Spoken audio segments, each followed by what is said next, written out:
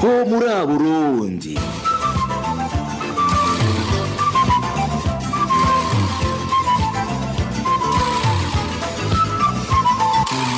Ho muri Burundi.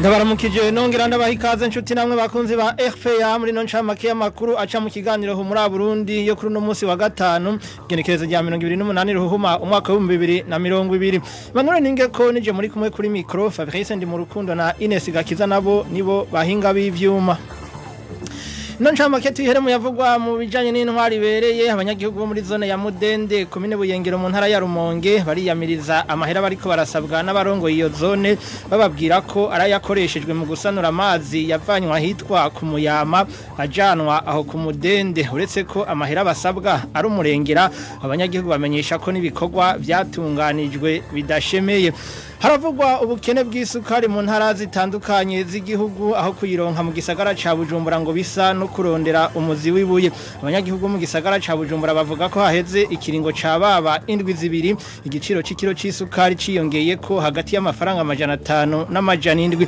abanyagihugu bakoresha isukari bagasaba ubutegetsi kurabira hafi ico kibazo Ubukene bw'isukari buravugwa kandi no mu ntara ya Ruyigi mu buseruko bw'igihugu aho igeze ku bihumbi 3 muri iyo ntara badandaza iyo sukari bagaba bavuga ko batinya kuyirangura ku mpungenge zo gutinya gupfungwa bagirizwa kuyigurisha ku giciro kitashinzwe na leta ni hano duciye dusozerera ino ncamake yavugwa kuri no munsi wa gatanu isango makuru y'idonido haza kuba ari gihe cy'isaha 11 mu masaha y'Igitega umugwa mukuru wa politike w'u Burundi hagataho mu kurindira iryo sango mugire umuhingamo mwiza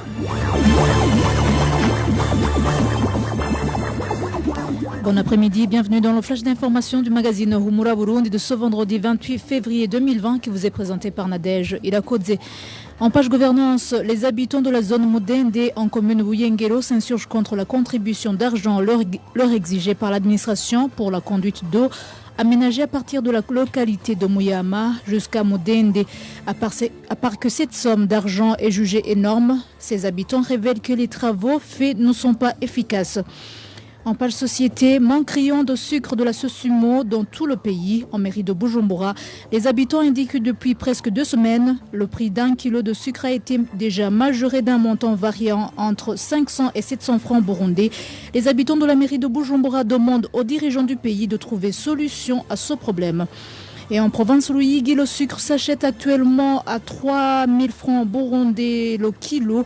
Certains commerçants de cette province de l'est du pays ont peur de se procurer de ce produit. Ils craignent d'être incarcérés, accusés de non-respect du prix officiel.